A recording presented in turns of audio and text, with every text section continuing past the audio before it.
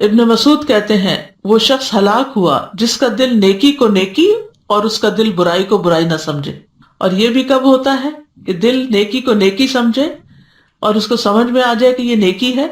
جب دل کے اندر روشنی ہوتی ہے، جب دل کے اندر ایمان ہوتا ہے، جب دل کے اندر ایمان کا چراغ جل رہا ہوتا ہے، تو پھر انسان کو فوراً سمجھ آ جاتا ہے کہ جو نیکی میں نے کی ہے وہ واقعی نیکی تھی اور جو برائی کی ہے وہ برائی تھی. یعنی برائی اور بھلائی کا فرق محسوس کرنے لگتا ہے. اور اللہ تعالیٰ دل کی بنیاد پر ہی بندوں کو چنتا ہے. عبداللہ بن مسعود کہتے ہیں کہ بے شک اللہ نے بندوں کے دلوں پر نظر فرمائی تو محمد صلی اللہ علیہ وسلم کے دل کو بندوں کے دلوں میں سب سے زیادہ بہتر پایا، اس لیے اللہ نے ان کو اپنے کام کے لیے منتخب فرما لیا اور انہیں پیغمبری کا شرف عطا کر کے مبعوث فرمایا.